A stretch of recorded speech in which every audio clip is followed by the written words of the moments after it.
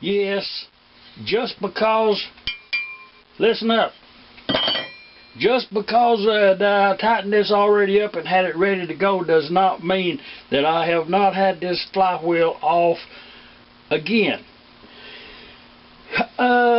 Just kind of rechecking it after I had it all tightened and everything all aligned up, the governor adjusted and everything. I was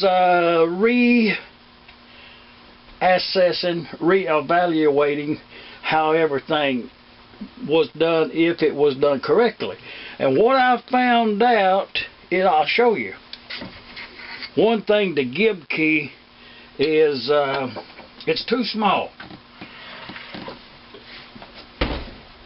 I'm going to show you a couple of items. This gib key that I had put in there that you know, kind of, I guess, a lapse of judgment. It's too thin.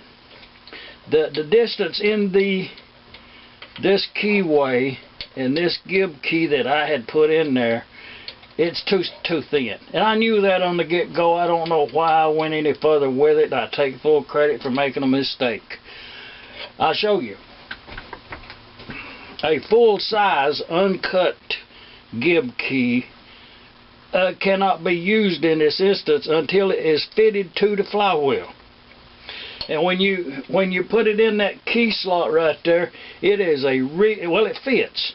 It's a fit. Very good. So I am going to fit a new keyway, or at least a really good used one. I've got several over there, but this will not be used here. And another reason not to use this one, if that wasn't enough, is when I drove this keyway in, it wouldn't go in for enough. And looking it up in the machinery handbook there, which everybody should have one, either an old edition or a new one, the rule of thumb on how deep to put these into when you're fitting it, how deep to put it in there, is the width of the key should be the part that sticks out. So this one's that wide, so it would have that much sticking out of the flywheel. And that corresponds, let's move over to the workbench. But first, let me tell you something. The pin, that alignment pin for that governor collar that I put in here, I had left that sticking out, oh, just maybe no more than a 1/16 of an inch too long. And I did have that much extra that I could drive in, so it was just a matter of removing everything, tapping that kind of heavily with the hammer till it went in that housing, and it was, like I say, it was a very little bit, but when you put the ruler on there, that will be 1 1/2 inch is the stick out on that right there. Now some of these castings will be a little thicker or thinner, and that measurement will be a little bit different. That's confusion, ain't it? But anyways, I did set that right. And what happened, if that's too long to explain to you, if that's too long, when you put this thing right here in this fork, when you put that in there, then when this comes over here, it will come up there and make contact with the inside of this right here, and it don't have full travel. A couple items really quick right here. You can see how shiny that is. That's bare metal, and it will take on a darker color as the time goes on. Bare cast iron. No, it's got oil on it.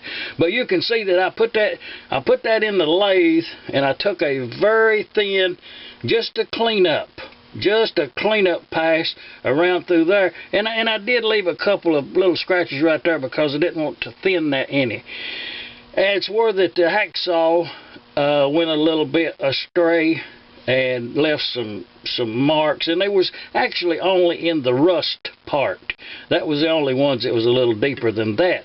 And I also made a correction while I've got this off of here about that pin being a little bit too long.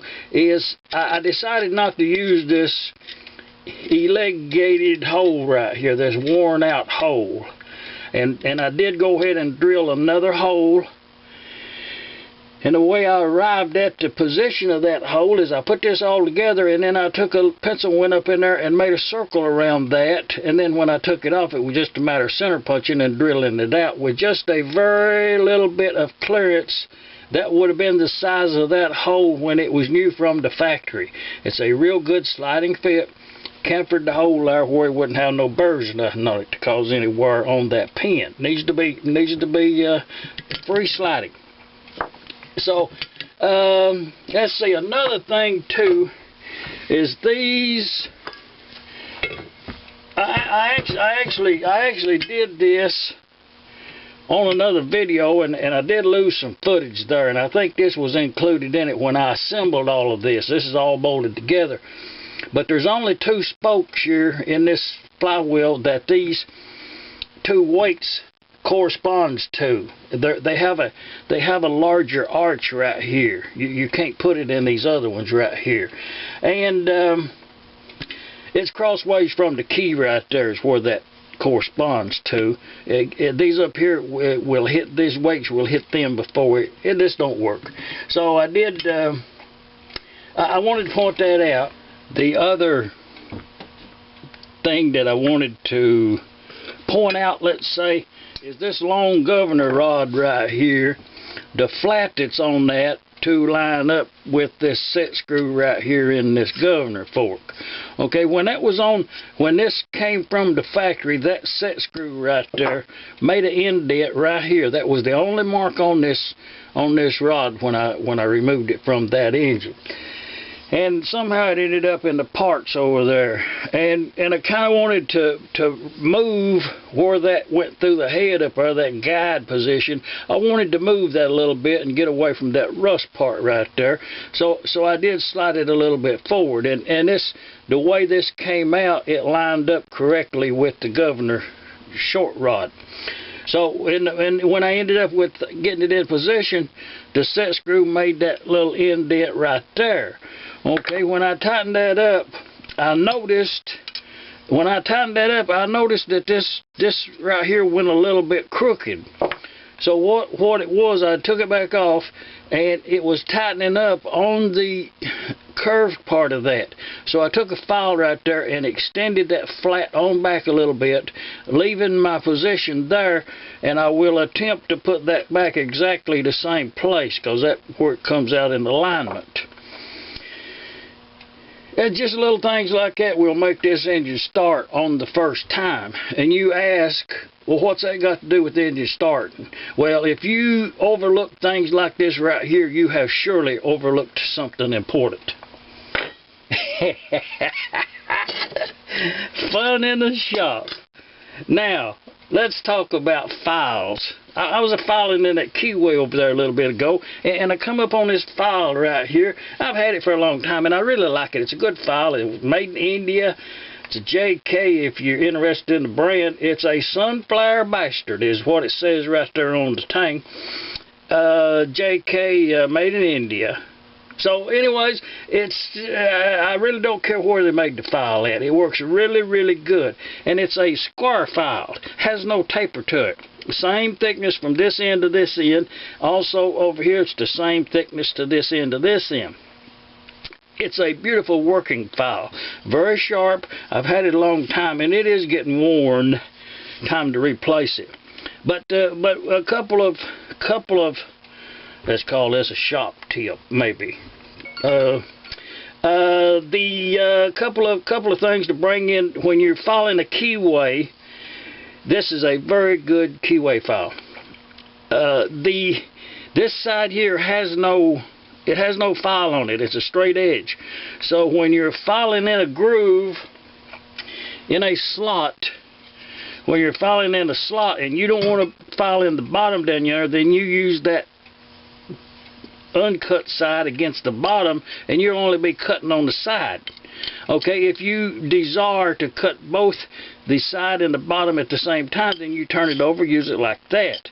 Also, this file right here, it's a single cut on this side. Single cut. And then you turn it over, it's a double cut on this side. And the file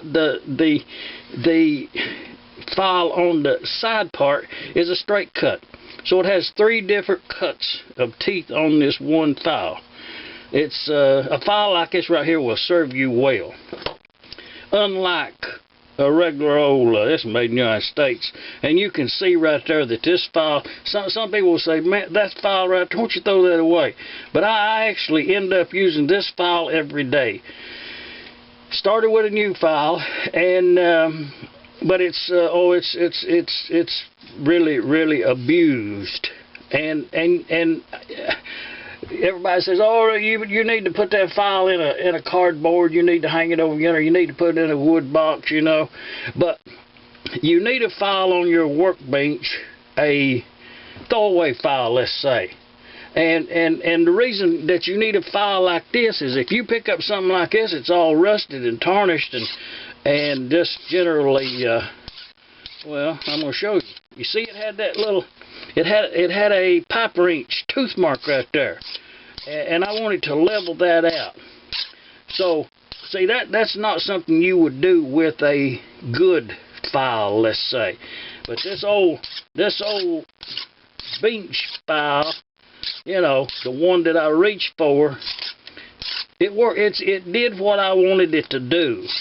So when a tool, you know, it don't matter what they made this file for right here, it serves the purpose. Making the point here is now that's rounded off the little nicks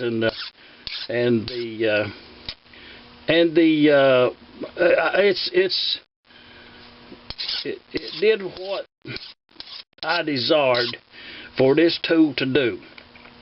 Now, I'll just throw this file over yonder. You know, I'll just throw it over yonder. And when I get something else, you know, when I get something else that's got, see, that's a really deep pipe wrench mark right there. And I want that gone. So I'll pick up that old worn out, no good bench file. See there? Just 3 or 4 strokes with that worn out file, and them marks are gone. Now, had I used a brand new, had I went over here and got a brand new, pristine condition file and filed that paint, rust, and whatever else is on there, it looks like it's been out there in the barn for a while. Then it would have damaged this file right here. So, these old worn out bench files do have a use. Just saying. Now let's get on with the show.